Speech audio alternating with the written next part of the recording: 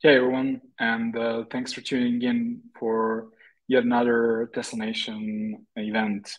My name is Lukashin. I'm one of the co-founders of Tesla Nation, and it is my distinct pleasure for hosting tonight's event with Mirjana Spasojević. For those of you who are new to Tesla Nation, this is a project of ours aimed to connect the most talented, innovative, and creative folks and teams from Serbia to the world, to potential partners with whom they can leverage their creativity and knowledge for the benefit of the world, for creating new solutions to our everyday needs, both in life and work and all other human endeavors. Mirjana is an entrepreneur and an executive from Silicon Valley, whom I had the good fortune to meet, and after we became really quick friends, and she was very, very eager to help out in any way possible to any startups and entrepreneurs from Serbia by sharing her knowledge with us. And tonight we're going to hear some of her experiences from being a startup founder in Silicon Valley. And what is even more interesting for us is that there aren't too many folks of Serbian origin, at least not any ones that I've met so far and had the opportunity to connect to our Tesla Nation community, that had an extensive experience in corporate Silicon Valley. Hopefully we can learn a lot from Mirjana tonight on how we can think about that in the context of startups, how we can position our startups to be successful in their context with corporations, either by offering them their products, services, or perhaps a partnership. So with no further ado, I will get the stage over to Mirjana. Thank you so much for taking the time and the energy and goodwill to share your experience with us, and welcome to our humble event. Hvala, dobro večer, dobar dan, and greetings Tesla Nation from Silicon Valley, and thank you so much for having me. Really appreciate this opportunity. And today on the International Women's Day, I would like to give a big shout out to all female entrepreneurs. You deserve it. So Lukashin asked me to basically talk about my personal experiences, things I have done in my career, places that I have worked at, and to give you, all of you, different flavor of how it is to be in Silicon Valley, how people do business, what they think about, a little bit of the colorful culture, and so on and so forth. So if we can go to the slides. Excellent, thank you. So first of all, I would like to tell you a little bit about myself. As they say, all stories start somewhere, and mine started in Belgrade, and I grew up actually in Zemun with the early education and at Oton Župančić, osnovna škola. That's not there anymore, actually. Zemunska gimnazija and PMF. And today, really, when we think about educators, it's so much that's important about what they do. And I don't think they deserve much more than they get in terms of our appreciation. So I want to mention just a couple of names. I don't get the chance to do this, so I have to teachers Vida Babić, Dane Klepić, Jelica Crnjanski, and Bogoljub Marinović, the founder of Club Archimedes. These are all people who work tirelessly to nurture young talent like myself, and I really want to give them big thank you for where I am and what I do these days. So after my early schooling in Belgrade, I went to Penn State for my master's and PhD in computer science, and then followed in various positions, mostly corporate research, but also being a founder of a startup and experiencing that life from both sides. When people ask me, what's your background? I tell them usually that I started actually as a mathematician, hardcore math whiz, that I did my advanced degree in computer science, but these days I'm sometimes social scientist, I'm a designer, I'm creator of technology that fits human needs. And this trajectory didn't happen overnight, but it was something that really was fueled by my curiosity, by my passion, and by my desire to find really unique aspects of technology that are good for everyday people. Around the year 2000, I've started working more and more in the domain of human-computer interaction, working more on applications, and finding more and more problems with just technical, tech-centric way of thinking, which was great about technology innovation, but sometimes was really missing the mark on what people need, how they think, what motivates them, how they use technology in a particular context. So thanks to some advanced courses at Stanford University and thanks to great colleagues in various companies, I slowly re-educated myself, first as a design researcher at Yahoo, working on all of their mobile products, later at Nokia, being able to set up a new HCI team and explore some new areas of user interfaces and education applications, switching to my entrepreneurial path and learning in practice what I call my practical MBA, really, and then going to Harman for automotive technology, to Hewlett-Packard again, where I worked previously, to head a new lab called Immersive Experiences Lab, and where I saw opportunities for the new technologies such as AR, VR, 3D printing. Last couple of years, I've been more in the consulting and advisory role, both as self-employed person at my Pivot Point consultancy, but also more recently in the past 6 months at Accenture, which is a big consulting firm of 600,000 employees worldwide, and where I'm lucky to be in the San Francisco office and look into what's needed for the future of workplace, what's needed for the future of consumer experience, what's needed for the future of production and design. So those are some of my past and current experiences. Now, when I hear questions about Silicon Valley, everybody's really interested in what it's like there. How does it compare and contrast to things done in Belgrade or broader in Serbia? And I'm always a little bit short-handed because I can't really compare. Since I haven't done any business in Serbia, it's really hard for me to say what's different, what's truly different. I grew up here in this business culture, but I hope since I'm so much focused on people and how they do, I'm hoping I will give you some insights into how people function, how they're thinking, and so on. So right now in Silicon Valley, there is only one question on everybody's mind. Are we there yet? Are we soon going to be in the offices? Silicon Valley, for the most part, especially big companies, went home in March of 2020.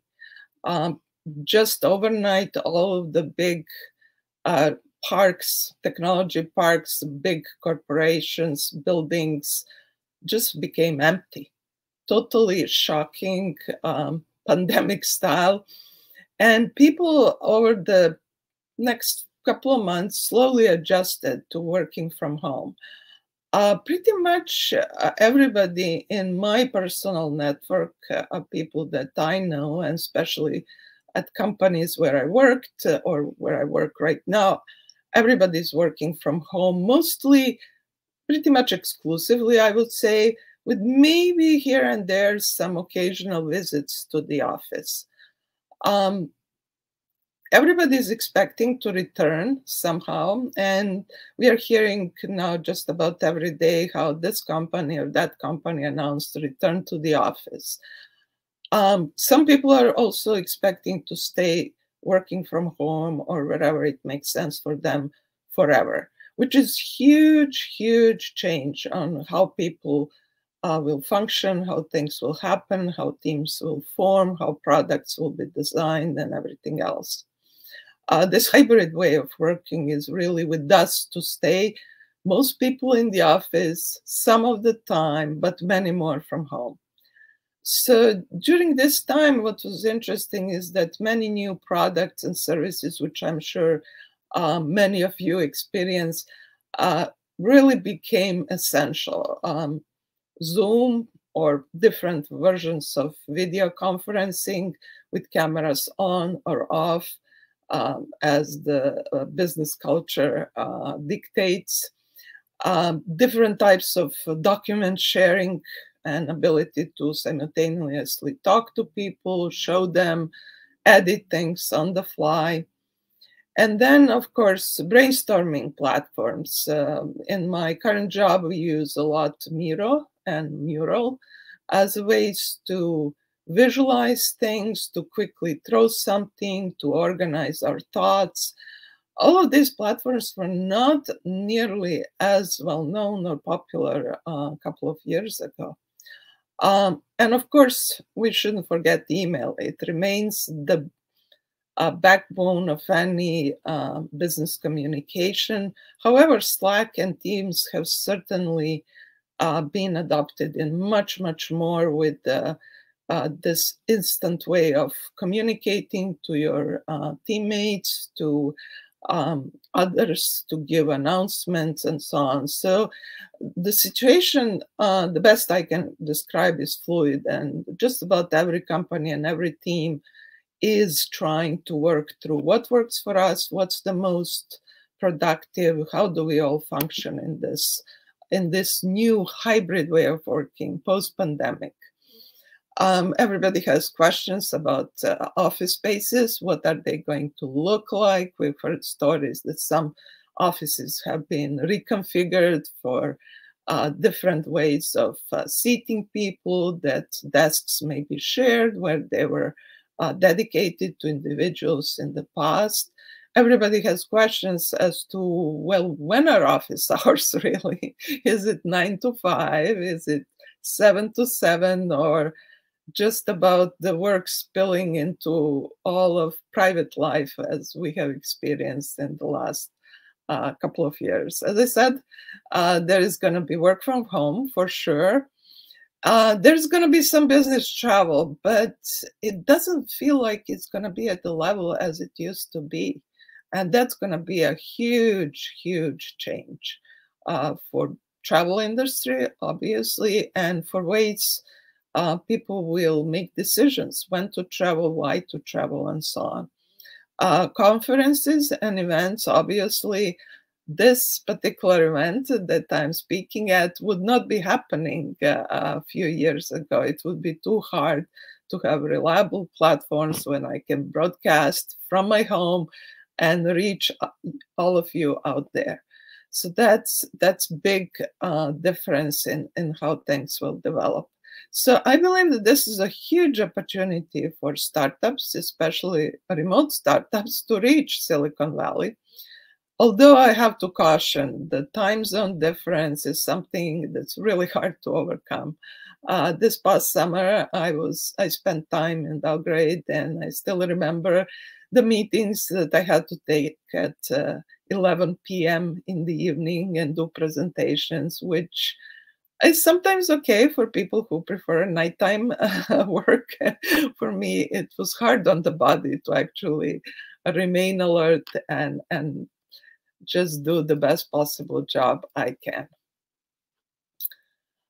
When it comes to remote presentations, I really hope to give you some tips and tricks from my personal observations, hoping that your next presentation to whoever your client or customer or partner may be, how to do things, how to get the best possible setup, how to present your material in the best possible way. Obviously, cameras on, that goes without saying.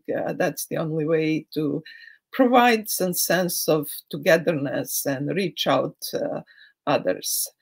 When it comes to agendas and structure of meetings, there's so much that's been said about the Zoom fatigue, how it tires people. Psychologists have many things to say why is that, how a lack of visibility of what the room is like, body language, etc., and everything else that goes on in a normal conference room, how that's hard for us. So because of that, people really need to structure things well, think through the agenda, have a short meeting. Having a short meeting is just fine. Things don't need to drag on. And really be prepared there with a meeting that starts in a punctual way, on time, and that goes seamlessly. When it happens, it feels like that's easy thing to do, but actually lots of preparation goes on. And in particular, when you're meeting a team, a group, or an individual, and it sounds a little bit awkward to have suddenly 10 people in this gallery style and wondering who they are. It makes sense to do a quick round of intros. Sometimes these intros drag on, so you don't want to waste 10 minutes of your 30-minute meeting just introducing each other. So I suggest make introductions quick, make them punchy. Think about an icebreaker. Icebreakers are a big thing in Silicon Valley. In the days before pandemic, if there would be a big group of people gathered together to brainstorm or do things, there would be an icebreaker. There would be a question posed to everybody. My favorite one is when everybody asked, please tell us one thing that nobody in this room knows about you. This is both a way about revealing something about yourself, about appearing humble, and from the top level executives down to rank and file, people like to share something personal. My favorite answer in those cases was that I would tell people, I kind of dropped out of high school and never finished it. Which people who knew me, well, for them it was quite shocking because they couldn't understand. And I would say, yes, that's true. I actually did never finish high school. I skipped my last 2 years of high school and went straight to the university. And I say, I do have all the degrees that you know about, but actually I'm a high school dropout. And they would laugh. And this is actually a way how one starts to build the relationships. Super important. Show your humorous side, show your generous side, and the meetings will flow much better. When it comes to presentations, so much goes into preparations. Right now I have my trusted Tesla Nation back row managing the view, managing the slides and everything else. And I really suggest even in the plain meetings that just happen with Zoom, have a speaker, have a slide operator, have somebody else who is taking notes or who is managing the chat window. Divide this burden amongst the team if possible, because that helps a lot. If one person is stuck on something for a bit, or a speaker not being able to monitor the chat window while talking, it helps actually pull in all those important elements. I cannot say enough about creating compelling demos and videos. I personally use videos as a way to break a presentation, sometimes just to give me a little bit of a break, a pause, so I can collect my thoughts. Videos don't have to be long. As a matter of fact, anything longer than a minute is really hard for people to focus on, but they provide so much more information. And you can always send your participants a link to the video. Sometimes videos don't work over all platforms, and it's a good idea also to send links in advance.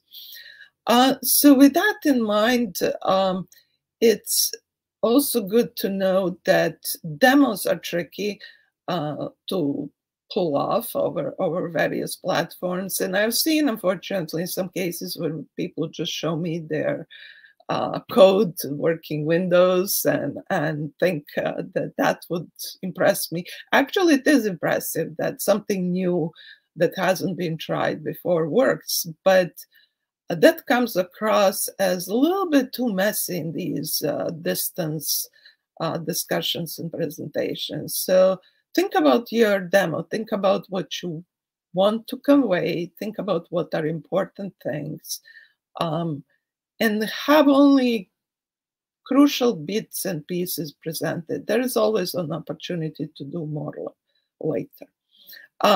I believe that it goes without saying that each meeting should have next steps, especially if you're trying to sell or trying to build that partnerships. And for that, sometimes it's a good idea to use a little background channel if you're presenting as a team to kind of check in with each other and know what's going to be your ask, what's going to be your kind of final statements, and how to proceed and advance your particular cause in the best possible way. And with all of these tips and tricks, I also want to offer the final thought. When in doubt how your meeting may go, do a dry run. Dry runs are a great tool. Just try it out. You'll iron out any kinks that exist in your presentation, in your demo, and you'll have much better and easier time on the final presentation. So that's a little bit about presentations and what's currently going on in Silicon Valley and what I'm thinking will be our mode of operation. But now I'd like to switch a little bit and talk about some really important and big topics that are facing all companies, that are core of what big corporations in Silicon Valley do and actually globally, and how they think about startups, how they relate to them, what's important to the companies. First of all, for any big company, one of the key places how they think about the future is really their strategy. For me, as a younger employee working in corporate research, doing mostly technology, being focused on that, the question of corporate strategy was not as obvious and as apparent, but actually it's an extremely important thing that the most senior executives in the company are focused on. And if a company is a technology company, obviously the chief technology officer or the CT organization is very much tied to the corporate strategy. And how to understand the corporate strategy, the best chart that I found quickly to show you is this one here on the side, which speaks about this way of thinking across your products. What are you selling? What are you making? And what are you selling? Whether it's a product like software, hardware, whether it's services, whether it's some technological pieces. And then think about your customers. Are they consumers? Are they enterprises? Is it a mix? And companies really have their core business, something they're good at, something that they know how to execute, something where they have lots of predictability quarter to quarter, because so much in corporate thinking also is related to being able to tell the external audiences, Wall Street investors, what happens next quarter. But then there are these adjacent areas. What is slightly different version of a product that can be adapted, or what's a different type of audience that we can reach out? So these are the tactical adjacent areas, and that's usually thought of as a growth. And then there is further out when you are starting to think about completely new product line or completely new audience. You may be doing something that's purely for the enterprise, but then you suddenly decide that there should be a consumer portion to it, or vice versa. These are the biggest jumps in corporate strategy, and these are the places where lots of thinking about the innovation and what to do and how to invest really in the future goes. It's not, companies don't change their strategy very often. They pretty much every year look at that, refresh it, and maybe adjust. But there is something that they always look for, and it's frequently published outside of the company. And these are reports called megatrends, trends about the future, technical visions, and so on. So for anybody who is interested in a big corporation and how they think about the future, you actually can look up for such a report. It will give you lots of information and lots of clues as to what the company is thinking, what's important to them, where they are thinking that things will be moving. Innovation is well known to be present in many different ways. Innovation can be technical, but it can be business, changing your business model. It can be a process. It can be the structure of the company, and so many different things. There are so many books that have been written. Well, obviously, for me, it's been mostly technical innovation that I've been closest to. And when you think about innovation, you need to ask questions in very pragmatic ways. The companies are thinking where to invest and why. Why should we be doing this? Lots of internal discussions are always focused on that. Companies are thinking about buying a product to put or include in their offerings, or to building it. And those are always big discussions about the trade-offs. Is it faster if we buy versus build internally? What are the pros and cons? And when it comes to other companies, especially startups, there is always also that question. Should we acquire a particular company with a compelling product, or should we partner? And the answers may be different depending on the domain, depending on the product line, depending on what the company is thinking will be happening next. So this compelling product or service that fits into big companies' portfolio or is somehow adjacent is really kind of the first thing that a big company will ask about the startup, what they are all about, why is that compelling. Working with this company, new company, is that going to be faster than if we build it internally? And sometimes company will do both. Sometimes one part of the company will do something that makes sense to build internally, and another different division will be actually working actively with a partner, which may be a startup. There is always lots of consideration. Who is our strategic partner in the new ecosystem? Currently, virtual reality ecosystem is being seen as a new and developing. And the question is really there, how should we position ourselves best? Who has, for example, the best type of content? How can we do this in a way that we get to know this market before we start investing much more? So when company decides, and I'm talking about big corporations, that a startup is really worth a deeper look, there is typically two parts of due diligence that are done. There is business due diligence about the soundness of the new company, its business models, its standing, its customers, but there is also technical due diligence. And this is where frequently working in a corporate research, you are being asked to come in and actually assess the technology, to look how unique or innovative the solution is, how does it compare to everything else that's on the market. You get to dig quite deep. You get to understand the intellectual property. Can this startup defend its position technically?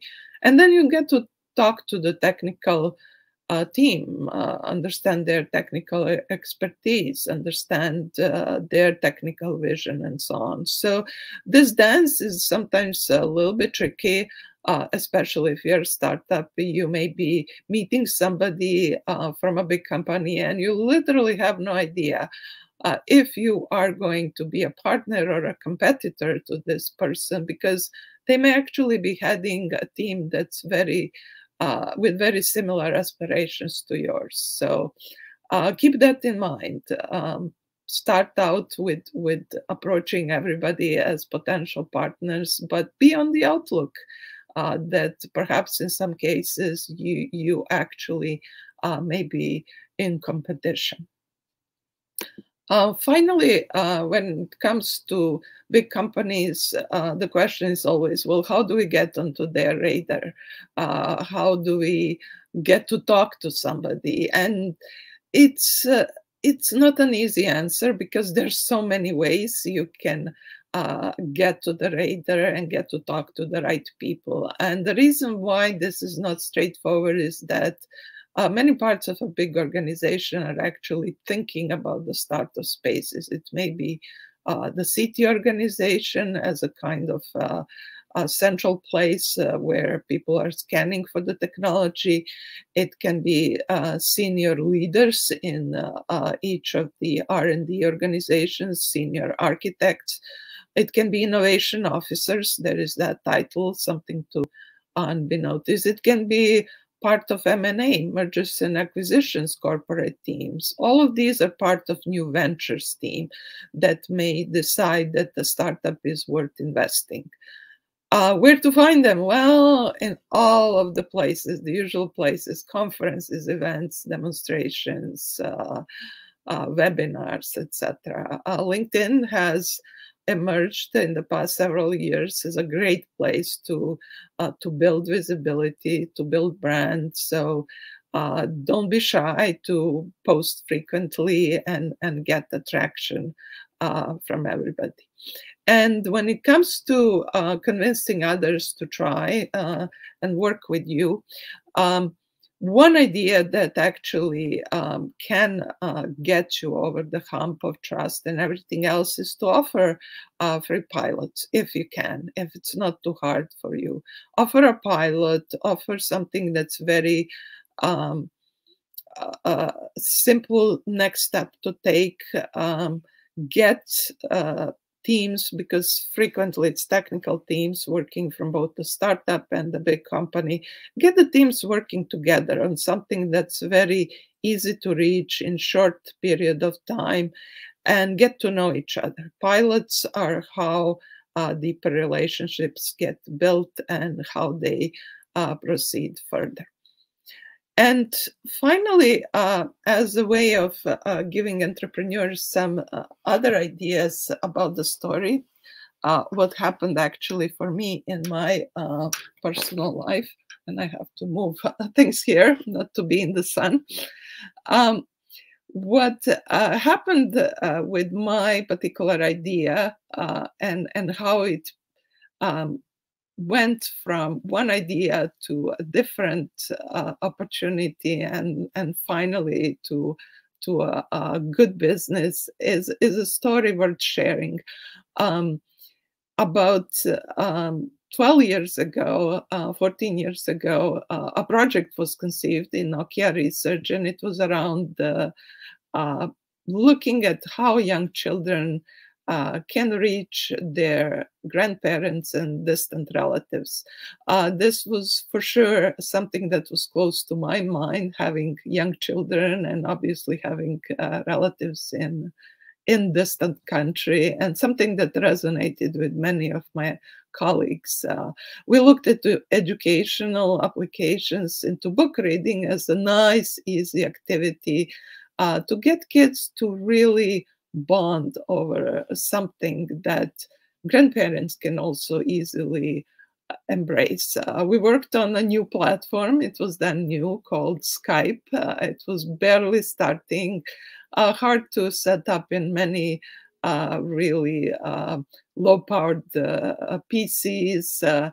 Lots of work done in various families, how to troubleshoot problems and so on and so forth.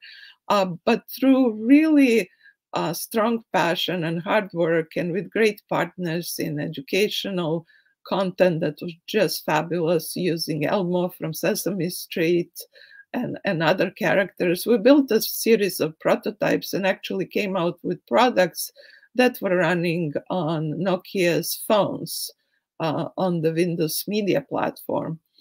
The company was not as interested in educational applications. It was kind of a little bit of a side business that would be for them, but we were passionate, and they offered to us to spin out this work and start as a new company. Not knowing what awaits us, me and two of my colleagues said yes and jumped feet first into the deep end of the entrepreneurial world. We quickly learned lots of things that go with setting up a company, knowing how to set up different business processes, everything from banking and so on, and built a product actually that came out just about 6 months later on the iOS platform. So we switched from the just Nokia phones and Windows Media to actually, at the time, most popular platform with iPhones and iPads as our basic device to deliver this content. I continued with the company for several years and then got interested in the automotive space, but still believed in this group and this product. The company continued to work to provide this as an app in the App Store, but also looked and experimented with different partnerships, offered the product as a white label, so-called, so providing technology really to others who wanted to publish their educational content. And after serious considerations about how to raise money, the CEO of the company and the co-founder person who we brought on board actually had a suggestion that a new company should be incorporated now based in Canada called Hoot Reading, and that the focus should be really about distance tutoring. Now, this was around 2017, 2018. Due diligence that was done and discussions suggested that actually tutoring at a distance could be a better way to monetize this particular platform.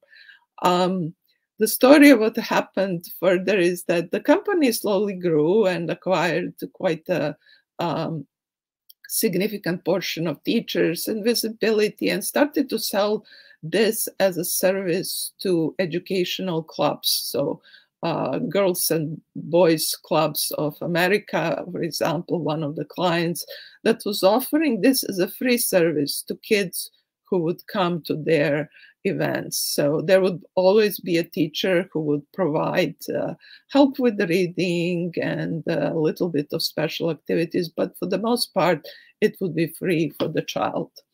And then what happened really was only what happens in the movies. Nobody could have predicted pandemic and 2020, and the business just boomed. Suddenly, what was a distant, very distant dream in 2009, that people will do things this way with video chat became a norm. So the company experienced so much demand and quickly had to scale up things.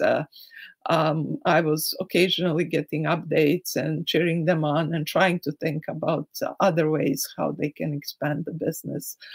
Unbeknownst to me, 6 months ago, as I joined Accenture as an employee, I shared this news with the CEOs of Hood Reading and learned that actually Accenture was a client. They were a corporate client that decided to partner and subsidize services of Hood Reading to offer to the employees who were having lots of children back at home, having difficulties how to keep up with the reading proficiency.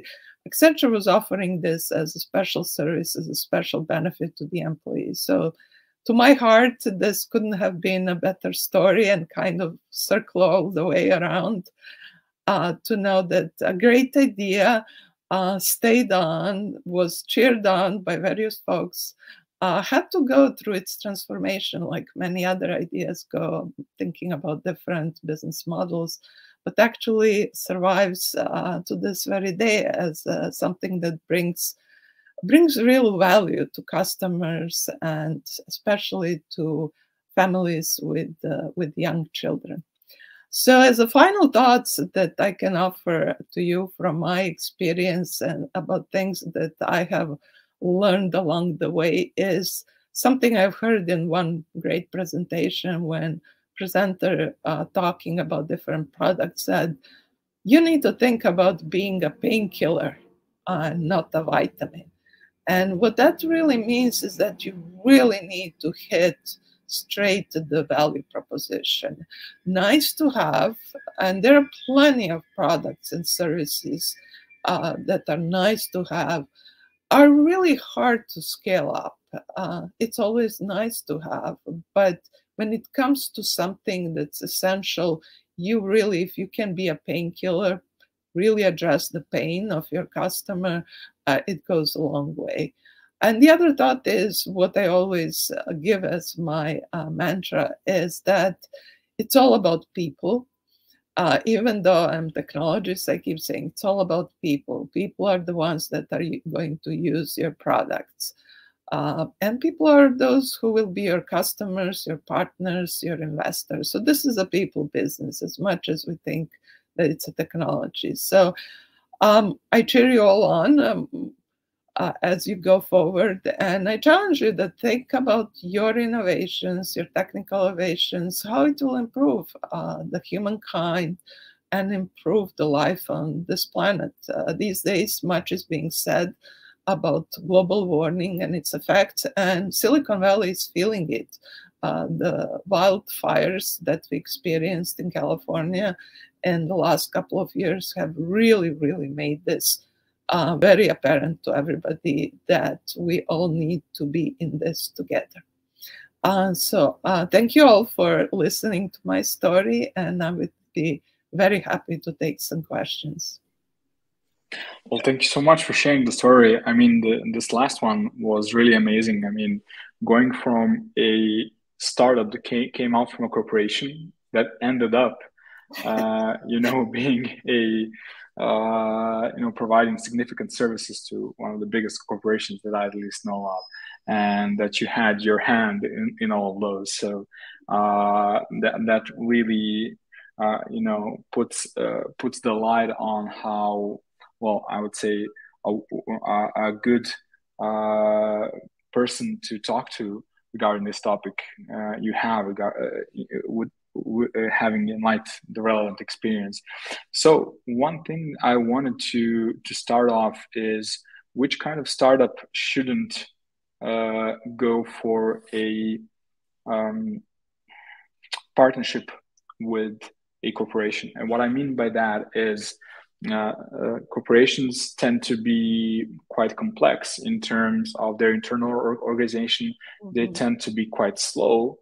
And when you catch one, you're probably good for, for quite a bit of time in terms of the how long a deal lasts. You're probably good in terms of financials, and the corporation is not going to just disappear one day, without paying you money. And probably if you're not incompetent, they're gonna remain a partner.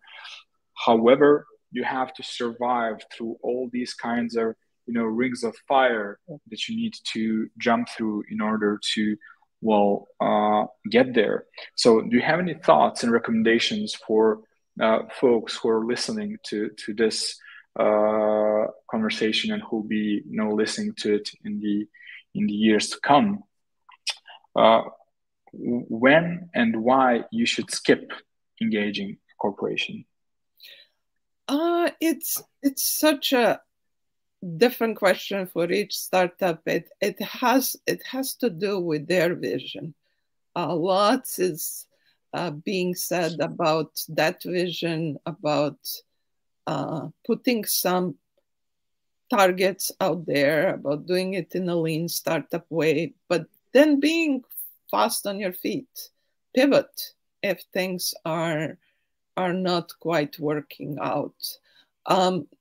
Advisors to the startups can provide that insight. In Silicon Valley, there is just a wealth of people willing to give you advice. Sometimes it may not be the best advice. You have to be your ultimate judge of that, and you have to feel in your core, like, is this really what fits me? But advisors, some that you may have formally on your board of advisors, just about all startups try to do that, are also people who are opening the doors. So advisors are there to advise on technology, but sometimes they're there to advise on the business. When it comes to startups, many think about investment from VCs, and those discussions need to be approached in the right way. Getting a good match with your vision and what the VC fund is interested in, and specifically who from the VC group is really eager to back you, to provide wealth of knowledge, information, connections, everything else is this other kind of an advisor. When it comes to big companies, one rule, again, not a strict one, is that rarely big companies take a seat on the board. That is usually reserved for VCs. They put lots of money, and big companies may invest smaller amounts of money. They may not want, the controlling stake in the company. But they're really trying to understand the new market, trying to, through participation in the regular updates from the company, trying to understand how things will be moving and where they will be going. I mean, everybody is trying to portray themselves as having, the perfect answer to the future, but future is something we cannot predict. We can just, see where the pointers are. The other thing about not perhaps spending time or going deeper into a conversation with the big company is just a matter of time. There is only so many hours in the day. Yeah, and there's only so much money left in the bank. So you really have to, there's you really have to prioritize, look at your strengths, look at your passion, be willing to forego sometimes something that may take, longer time, take your strengths, but perhaps not in the way that would help you to prosper. So it really is about in you being confident, understanding where you stand, what's your core, and just in the ways, you know, they say you need to have a elevator pitch for every VC you encounter or executives. You know, think about it that way. Is this worth my time? Because time you cannot recover. So taking you know, my personal notes from what you said, I would say prioritize approaching those companies where advisors can open doors for you, and choose for VCs who have demonstrable connections to the types of corporations that you may be targeting for either a merger or a, you know, sort of a client type of relationship. So the one thing that that I was a bit surprised that you mentioned, but also very happy that you did, because I wasn't sure whether that was a taboo topic. You mentioned that sometimes initial interactions between a startup and a corporation might be, you know, a cynic would say, industrial espionage. So a person you'd be talking to might be fishing for ideas, or just, you know, getting to know the landscape, not necessarily engaging you.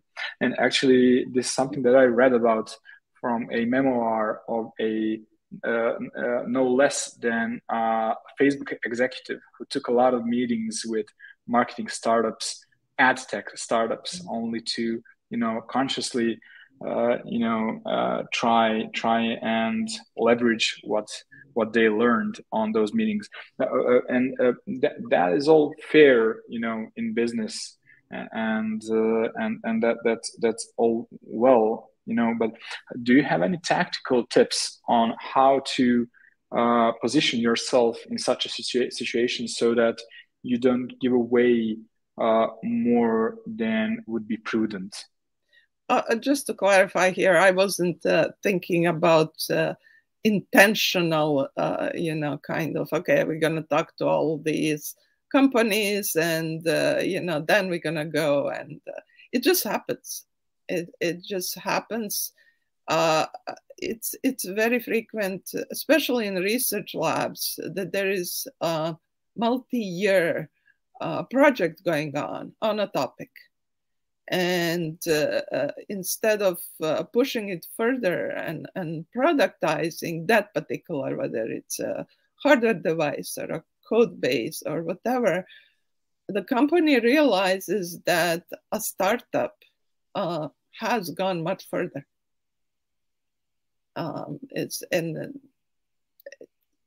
It has something that's much better, and as a startup founder and a technical team coming in for discussion, my word of caution is that if it feels awkward, sometimes it's just because you're talking to a person who has been doing something very similar for a number of years, and you kind of need to win them over, which is hard.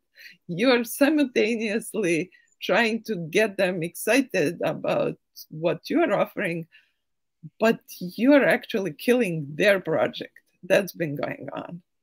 And that's a really, really hard thing to do. I don't know that there is a particular tip. I just want to say you should be aware that you are actually, stepping on somebody's toes.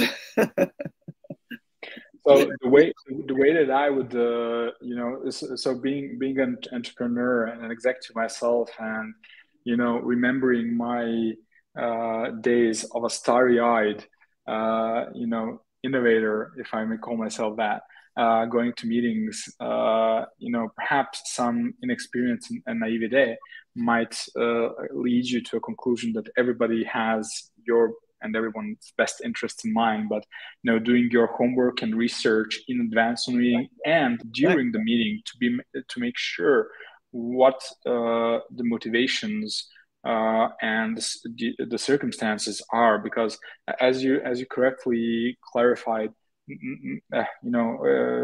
this is I'm gonna say a developed ecosystem, and there aren't probably gonna be people who are straight up gonna lie to you. If you ask the right questions, you're going to figure out what the situation is. So the point being, probably be well prepared and be cautious.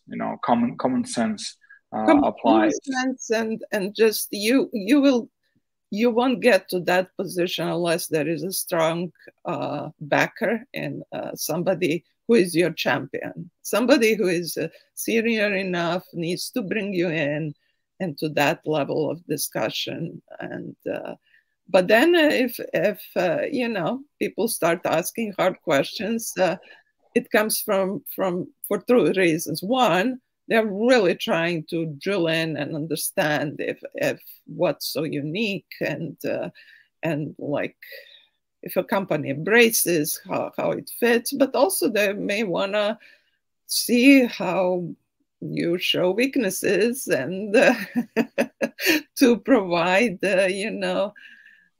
more credit to their own cause. And this is like no other area of business. They're people. It's about people. It's about multiple agendas that overlap. But some of those discussions take lots of reading the room, lots of preparation, which happens to be much harder on Zoom. Oh yeah, no question about that. So one additional tip that came to mind is that if you have a champion, that probably helps to understand the circumstances within an organization.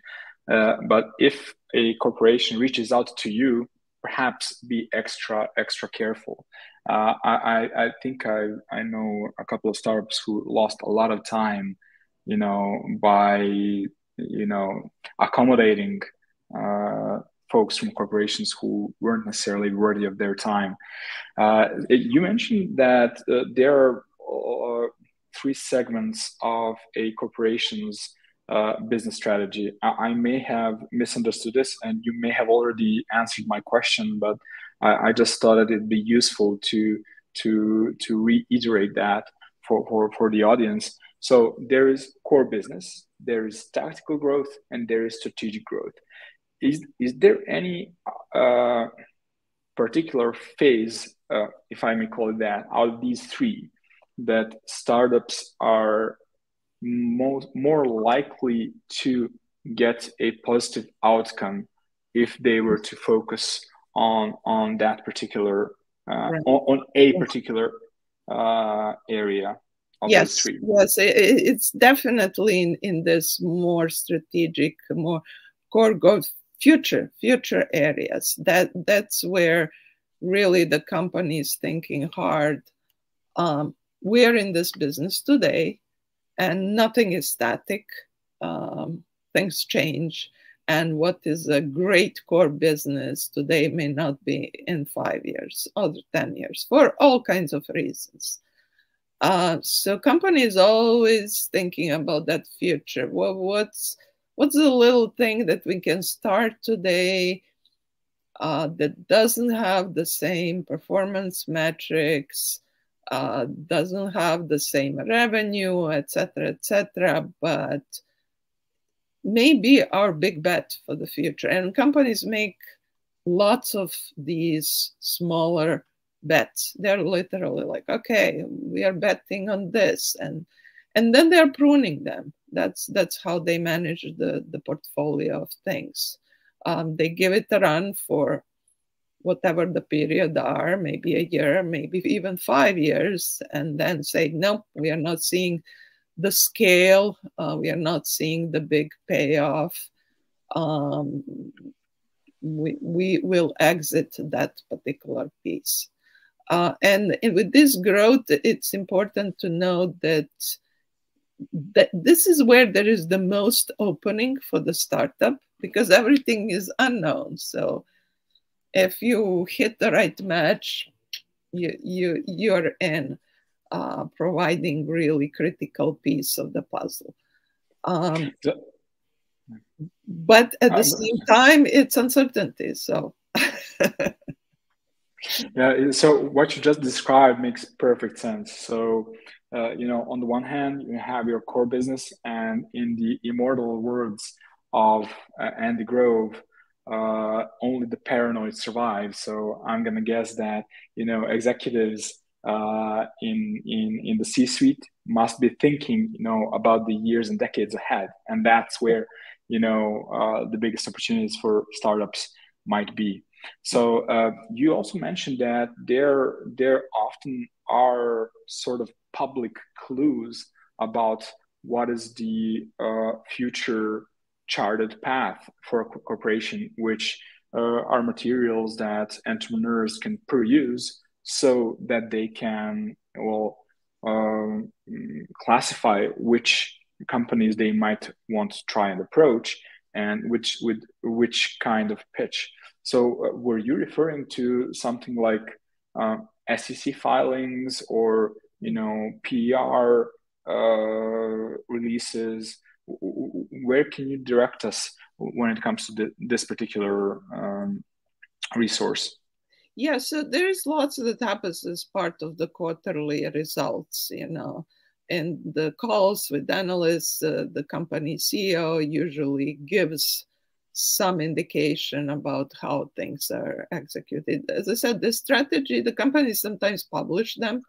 You can see them in executives' presentations. They'll say, we are in this business. This is our core. This is our growth area, and this is our future area. Here is how we think about things.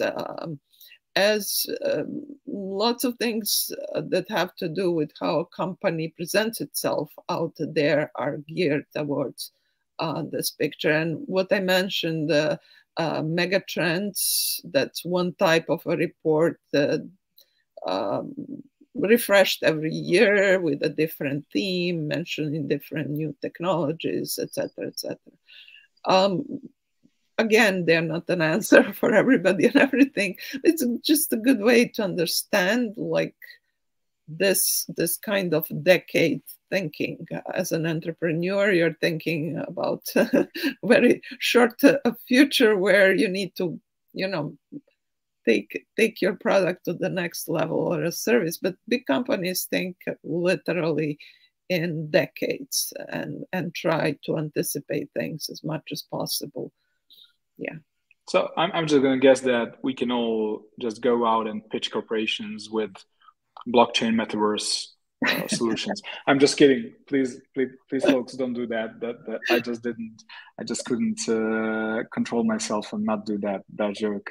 So one thing that I wanted to ask you. So you gave us amazing and awesome tips on how to do virtual meetings, which are here to stay no matter what. I was really, it really made me think about having 3 operators for a presentation. That actually might seem like an overkill. At least it seemed as an overkill to myself, but the more I thought about it, the more it made sense. But how much, even in 2022, we saw the other day at the State of the Union address, there was not a mask in sight, which is probably unthinkable. Like a month ago, California was one of the most, let's say, cautious states when it came to COVID culture, if I may call it that. Even in the spring of 2022, which is what we're coming on, how important would it be to be there in person? What would you say? What does your gut say? Yeah, it's an interesting thing.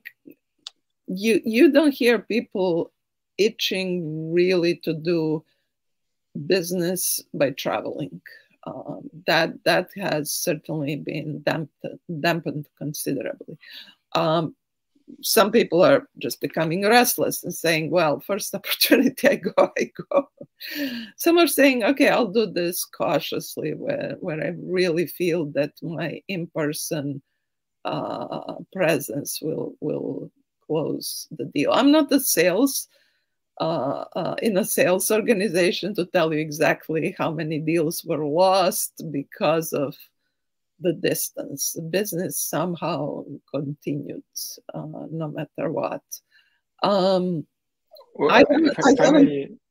I haven't interject just for a moment, and I'm really sorry for jumping in. What I meant was, should entrepreneurs from Serbia be coming to Silicon Valley? Yeah. It would have to be, I would say, a really strong lineup of opportunities that it's worth travel, because if you came to Silicon Valley today, nobody's in the office, so you may do your Zoom calls from a hotel room, and that's not the point.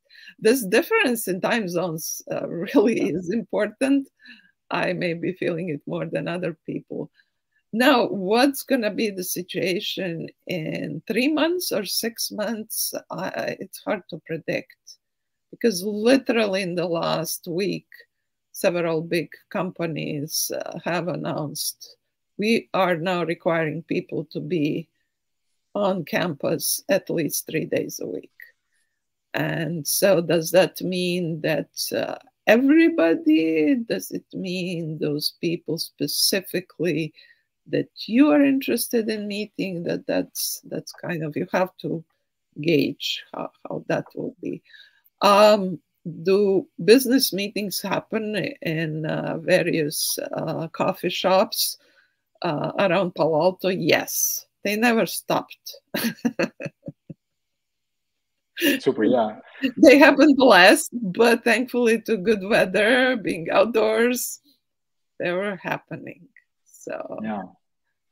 That I mean, it almost seems like the world is changing so fast in these weeks, almost as fast as it was changing 2 years ago to date. I don't want to take too much more of your time today, but I have just a couple more things on my mind that I would really love to get your perspective on. You mentioned that one of the reasons why a corporation would be interested to work with a startup is because it might be faster than building internally. And I mean, that's kind of an obvious one, but that I feel like for most entrepreneurs, that is not necessarily the first thing that would come to mind. Would you recommend to startups who are negotiating with corporations to sort of put extra light on that benefit? And the reason why I'm asking that is because perhaps it might be considered untactical to sort of imply that the other party is not agile, even though everybody knows that that's the situation. Yeah, I mean, you need to read your person at the other side of the table and understand how far you can push, where you can, gently suggest. It's reading really that's so important to know actually whether there is something going on. I wouldn't put it on the slide. Please take our thing, because it's going to be faster for you. I would maybe phrase it differently. Say we believe we are quite ahead and have demonstrated in agility to quickly deliver results, and we believe that through joint work we can actually have a win-win situation where customers are served better. You portray it as a win-win. You don't portray it as anybody's loss. Super.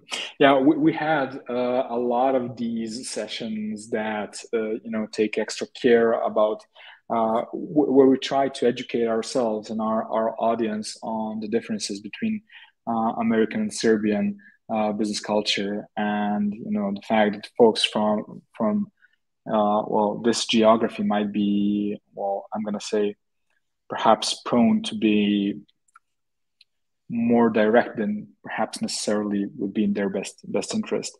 One additional thing that caught my eye was as let's say as an acquisition channel for like entry points into a corporation's funnel is doing well on LinkedIn. Could you perhaps give us a couple of examples of what you meant by that? Because there seems to be a sort of or at least I sometimes hear that there might be some LinkedIn fatigue forming with some people due to the fact that the algorithm there seems to be really rewarding perhaps sensational and self-helpy and so on content. So for serious folks, it seems like it might be a bit of a time waster. But what would you portray as a good LinkedIn game? Yeah, that's an interesting question, and I'll say the LinkedIn was not necessarily squarely on my personal radar for a number of years. I actually got the LinkedIn account so early. I'm probably a user number 4,000 or something like that, way back. Nobody had LinkedIn. And then we kind of forgot about it. And it was staying there. And occasionally you update your profile. But it was very static image of you, your skills, what you can do. And then a few years ago, I've noticed people migrating from Facebook to LinkedIn. People who I knew professionally who would post both personal things and business things on Facebook suddenly switched. And you say, what's going on? And then I saw them actually starting to really build kind of their presence by liking other people's stories, by commenting on them, by, the hashtags started appearing, and you're like, okay, this is starting to be an active space. There was just absolute feeling that Twitter was the place to do business and post, and then it became sort of something else when so many other things happened in business and misinformation and everything else. I felt like there was a retreat from Twitter a little bit, and in the meantime, Microsoft got LinkedIn, and I'm sure that's kind of, part of what we are seeing.